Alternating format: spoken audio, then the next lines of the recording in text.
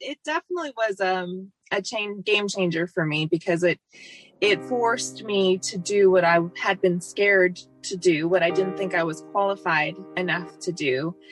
The truth is that, one, you're never going to get enough qualification unless you actually do it. Right. But two, it really, if you had asked me before I did this, if I knew a lot of talented people, I would have told you yes. But what I didn't realize was the network that I had to really help me build this. Hey there, I am Cindy Kochis. I am the host of Pen to Paper Press podcast. Best-selling authors, writers, editors, and publishers join me in my virtual studio for conversations about the process of developing our stories to completing our works of art. Each episode is an opportunity for us to explore our insights, pearls of wisdoms, and the experiences we've had on our journey from putting that pen to paper and accomplishing our goals. Enjoy today's episode. Hello, today I am speaking with Lisa Anderson. She is the publisher and editor of The Choose Letter. It's a digital magazine with the focus on bringing everyone to the table despite the dietary issues. And it's good to have you here in my virtual studio. How are you, Lisa? I'm doing well, thank you. You are so very welcome. And, you know, I have to ask, because in a previous life, I was an editor and a publisher of a digital magazine as well. So to help your writers understand what it is what you're looking for as far as a writer in your publication, what pearls of wisdom do you have for contributors? I think the biggest thing for me when I'm looking for a writer is that I can see, first of all, their voice comes through.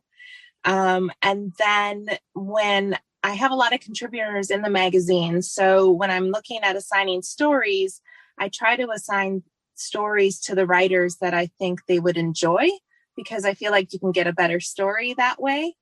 And then I am a big stickler for deadlines. They're huge for me, so I prefer on time or early.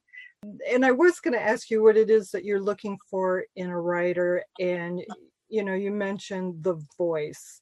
Yes. So, you know, some people just think that writing an article is simply relaying information, you know, from here's this is all you need to know. That voice is so very important because it brings us back to the personality of the writer, which is so important. You know, when you're considering a new writer, are you looking for their experience, or is it more about their ability to tell that story or to relay a message? Which is... Well, if I had to choose which was more important, it would probably be how they are able to relay the story versus their ability to write.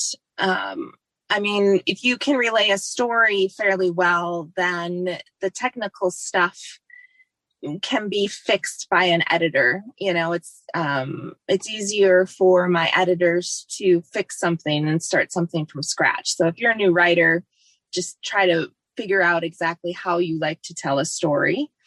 You know, I have both blogs and the printed page, so the digital page for the magazine. And both styles are a little different because on blogs, you get a lot more casual. You can use conjunctions, all of that. But in the magazine, that's when the technical stuff really comes into play because we use AP. So, you know, it gets a little bit wordier as far as not using conjunctions, et cetera, but I think that's when it becomes really important to be able to hear that voice within the story so that the reader isn't focused on the fact that you're not talking like you would in person, face to face, because a blog post is a lot more conversational than a magazine would be. I agree. Yeah. I agree. That's there is a different tone between the magazine article and again that blog post. And so what is it like for you to run this magazine, to be the creative genius behind the scenes or in front of the scenes? I guess you're more in front of the scenes. So well, it's a little different being in front of the scenes because my degree is in graphic design. So it was very scary to put together the first issue. But it's a puzzle for me. Graphic design, editorial graphic design to me has always been a puzzle that I really enjoyed. And then I found that just kind of extends when you're putting together a whole issue. You know, now I'm trying to puzzle together the types of stories to make sure that the magazine flows well. I'm trying to stick to a theme to help give the writers, some direction on where they're going with the story. But at the same time, I'm working with recipe developers because it's a food magazine, and I'm working with photographers as well. So I am trying to puzzle all of that together, and I like to give direction, but I don't like to micromanage. Because I feel as a creative, I know that I do my best work when I'm not micromanaged. So I will give a writer or a recipe developer kind of the theme, the idea of the story. And the reason I'm assigning it to them is because I think they'll probably deliver the voice that I'm looking for in the story. So if they ask me, well, how do you want this written? And I'll just say, well, here are the parameters. Go forth and do your thing. I love people that can work independently. I know I'm not the smartest person in the room, so I'm hiring you for your talent. I'm hiring you for the things that I can't do. And I'm going to trust that I've hired correctly and that you can do what it is you do, whether you're developing a recipe, whether you're telling a written story, whether you're giving me a visual story to work with. And then it's my job to puzzle it all together and make it flow for the readers. So I wholeheartedly understand. And when I got faced with the contributing writer going, well, what's your theme? And it was really ironic on for my magazine, it went mainly by intuition.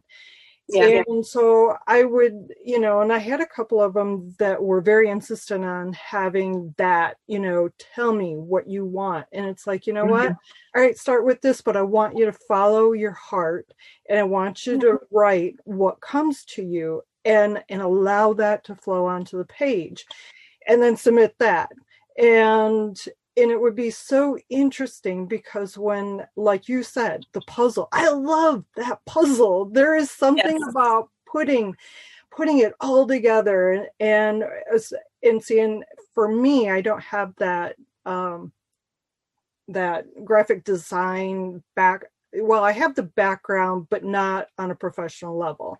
Yeah. It was more on a tinkering level. I love to do it. It's more of a curiosity. It was never a quote unquote job or a career path. It just, I was in other areas. But when I sat down to put it all together, because I was more or less a one-woman show putting it together, it would be so amazing to see how everything just flowed, came together, and it was like you said, the puzzle pieces they just gently fall into place. And if it doesn't gently fall into place, then it doesn't belong there. Yeah, that's right. So this is great to speak to somebody else who gets where I was at. Yeah. Obviously, I'm not publishing the magazine right now. I'm doing this. That's it. I may get back into it down the road, but that will be a while because it is very time consuming, and it's amazing the amount of irons you have in the fire at one time and all the time trying Yeah. to put it together.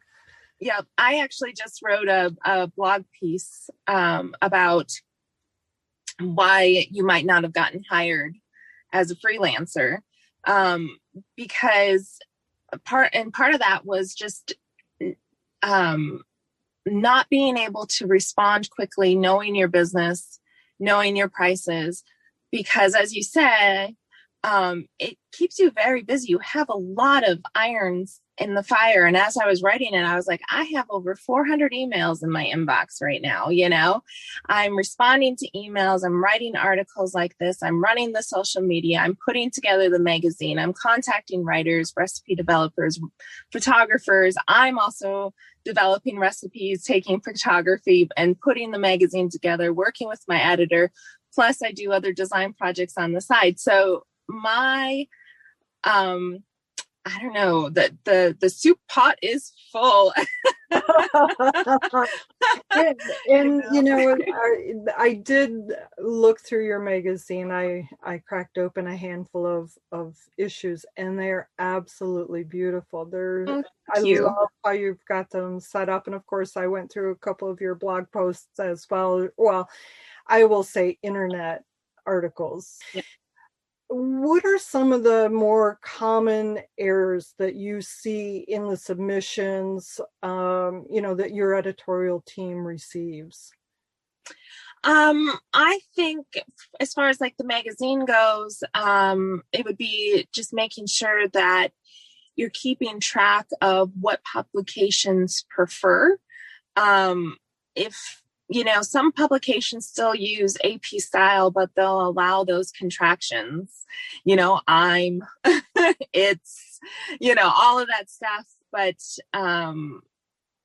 we don't. So that's one of the biggest complaints I get from my editor. Hey, if you're going to keep using them, can you tell them not to, and I kind of shrug my shoulders and I'll let the writer know, but at the same time, I'm like, well, that's what I'm paying the editor for. And the writer has got probably, 10 other jobs they're doing at once. So I'm just happy to have a story in on time. And, I think it's also very important to look at where the information is landing. So where it's going to live, especially when you're writing for a publication like mine that has a digital magazine. But as you say, we also do articles on the website, and we do take a lot of our articles from the digital magazine to put them on the blog per se, to help with traffic, but it's primarily living in the magazine. So repeating words aren't as important in the publication as it would be if I was requesting strictly a post to live on the blog. I'm not as worried about keywords and SEO in the digital publication as I would be in a blog post, so I think being aware, if you're using a word or a phrase over and over again, is there another way that you could say that without sounding like you've repeated yourself 100 times? And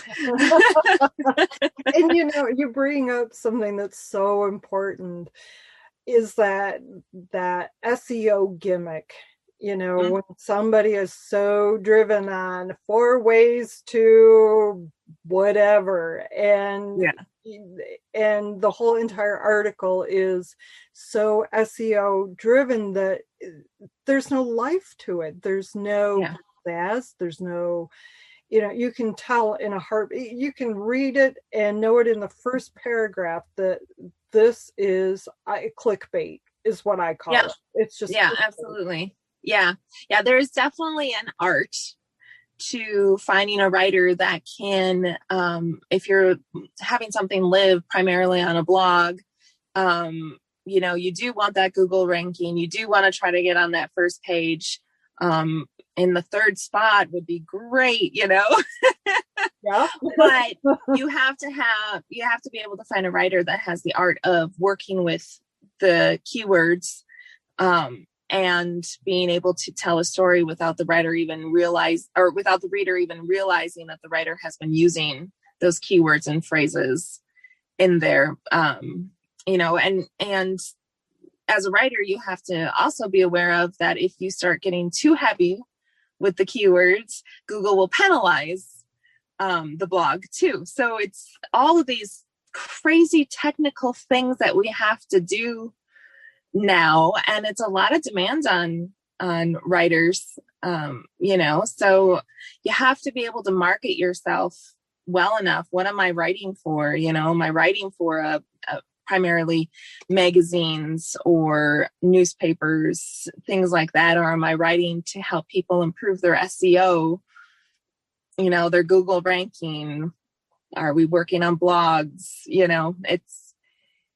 It's a crazy world in that digital frame, because I want my readers to have a story, but I also need my magazine to rank. So I'm depending on my writers to help me balance that out a lot. And balance is the important word. And, there, like Google Analytics and that whole world is forever changing. It is. It's impossible. Well, obviously it's possible because some people are doing it, but it feels impossible. It feels impossible. Yeah, absolutely. Absolutely. And, it just blows your mind on all the things that you have to do when you're running a publication. You probably ran into some of this. You're having to manage social media. You're having to manage the website. You're having to manage the magazine. You're having to manage different types of distribution. My magazine is offered as a print on demand and primarily digital, but I have to design for print as well because it might get printed. And then you get some people who are like, oh, I suppose with it being print on demand, it's because you don't know how many are gonna buy it. No, that's just an option. It's a digital magazine. See, and I worked, I laugh at that statement because I worked in the newspaper business for approximately, over 9 years. I was actually in advertising sales. Okay. And so that's how I got really familiar with the backside of publishing. Absolutely. I was a part of that and developing the different periodicals that we would have as supplements to the weekly newspaper. And so, I recognize exactly what you're saying. And, I have one friend who is a writer and also had a very heavy background in print as well. And she asked me, generically put, why wasn't I going with print? Why was I going digital? And was it because I was afraid of distribution?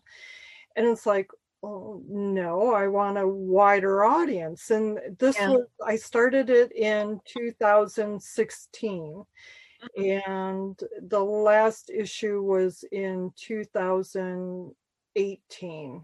I set it off to the side and I've not picked it back up. But I've gotten into other things. But there have been times where I thought, I can do this again. And it's like, do I have the energy to do this? So, because it does take a lot of time, a lot of energy, and it's not even courage and it's not even strength. It's just that calling from deep inside that says, I want to do this.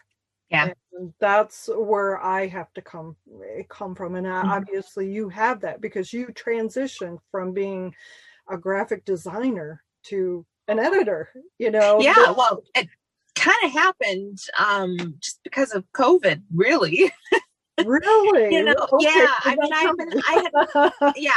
mean, when I was in school, and I went back to school when I was 30 in 2012, and that's when I got my graphic design degree. And but during the program, it was an accelerated bachelor's degree, so I got my bachelor's degree in 2.5 years.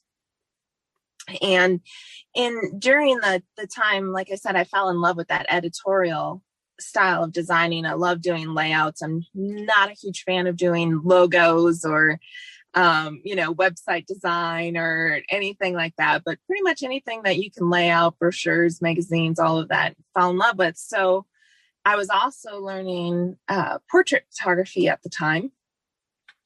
And that's when I really started thinking about a magazine, that I really wanted to do one, but I had no experience. I knew I needed some real world experience, but then it got to a point where you're just like, oh, I'll just go ahead and work for somebody else. I'm just going to keep working for somebody else, and then I had met Rika through working with her, and I had been at the company for less than a year, and it was a big company.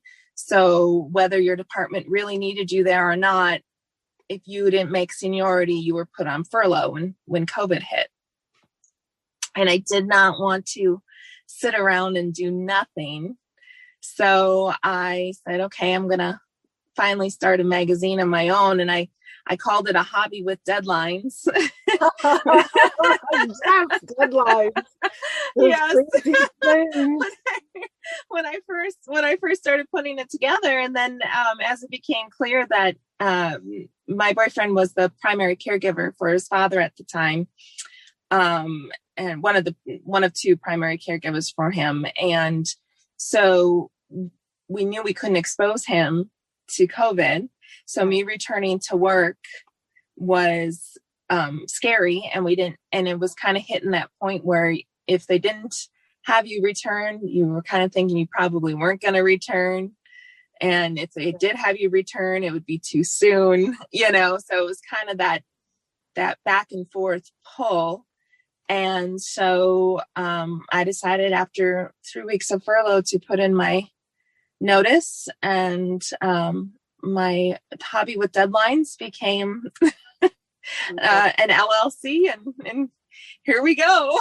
I love it. So at this point, how many issues do you have published? I have 4 issues published. And it's a bi-monthly magazine. So the company formed in May of 2020, and the first issue came out in August, and we've just been going ever since. I love it. Oh my gosh. The COVID has, so many people look at COVID as this horrible, ungodly experience to go through, and it has been on that health aspect. It really has, but in many, many ways, it has been the blessing that people have needed to launch them to change their situation, because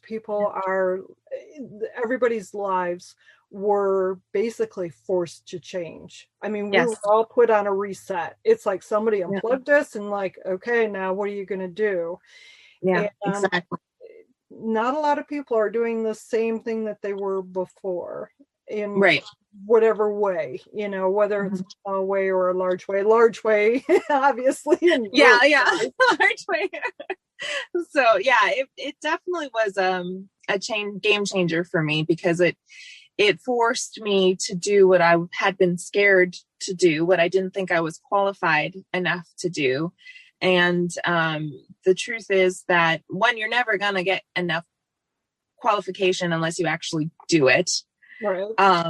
But two, it really, if you had asked me before I did this, if I knew a lot of talented people, I would have told you yes. But what I didn't realize was the network that I had to really help me build this, the talent that I can tap into to help make this happen was just incredible. And the support, especially, as you know, when you're starting a publication, especially, for you, you were a writer. For me, I'm not so much.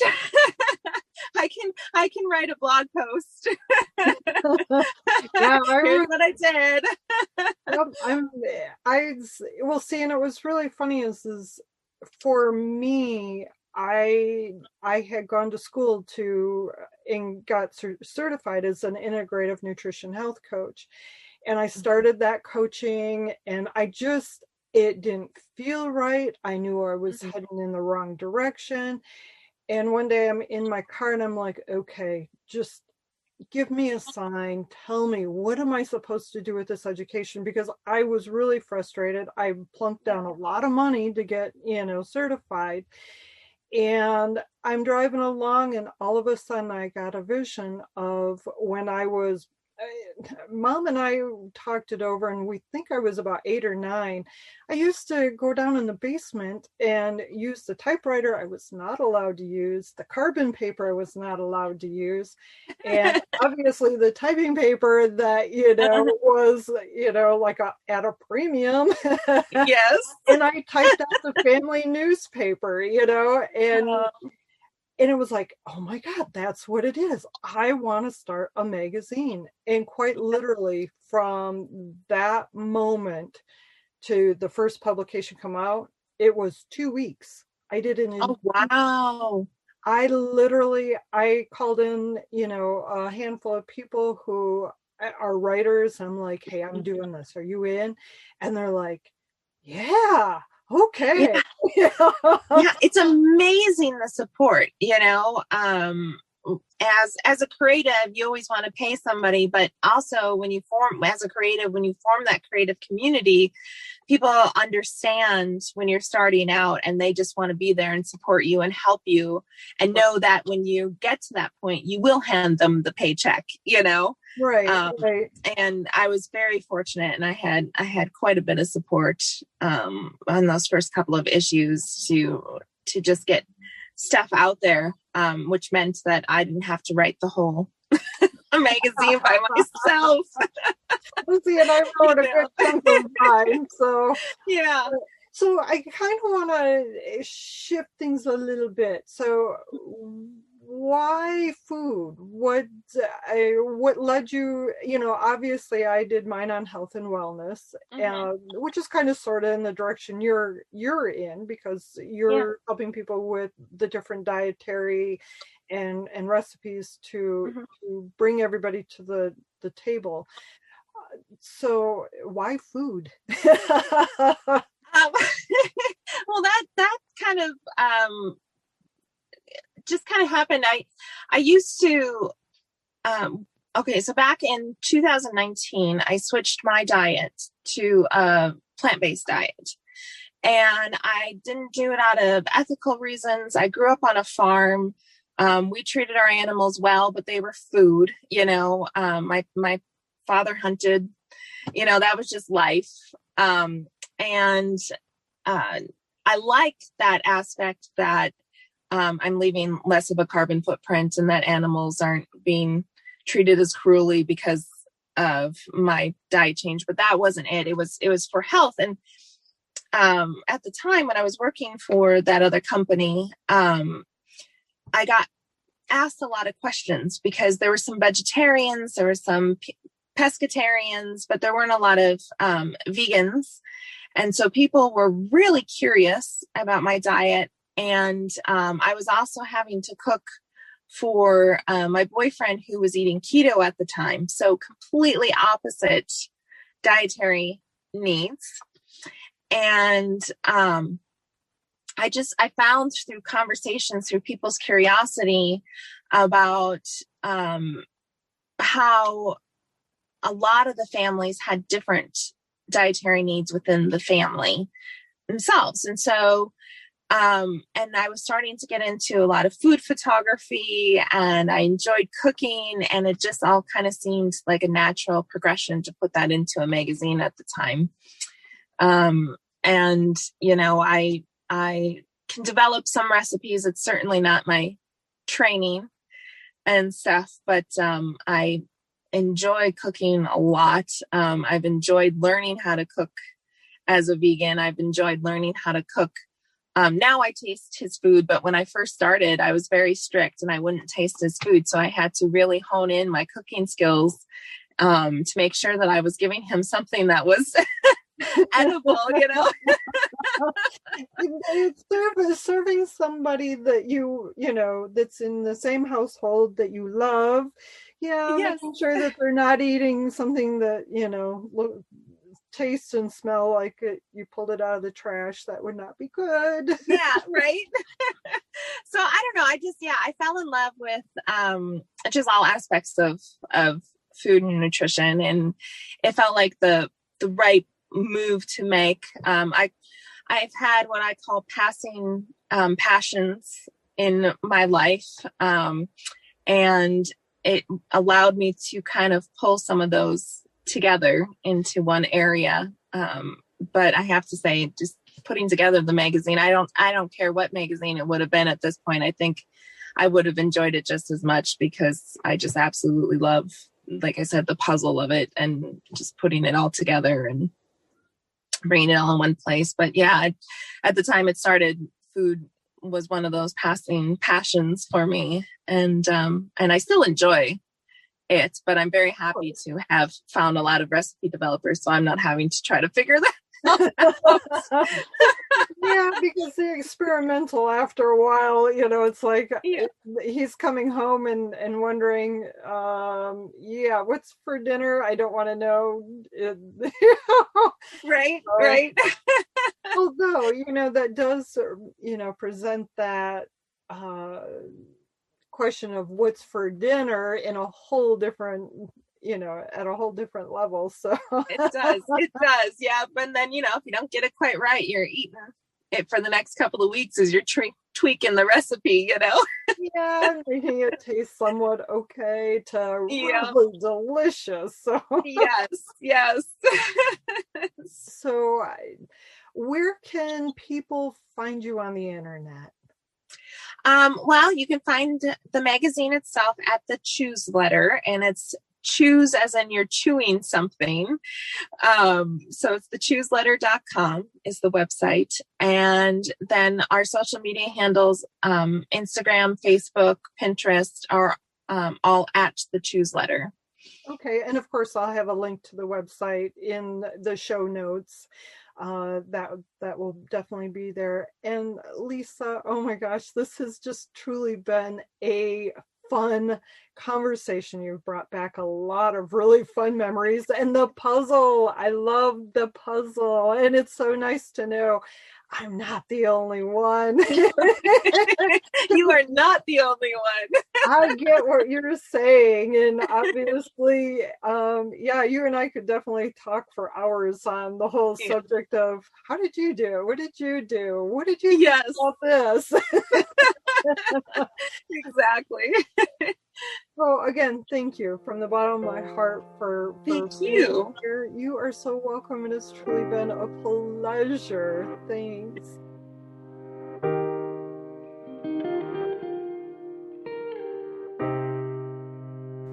Hey there. Before we end our time together, I'd like to say thanks for joining us. If this podcast resonated with you, be sure to subscribe, share it, and leave a comment at pentopaperpress.com.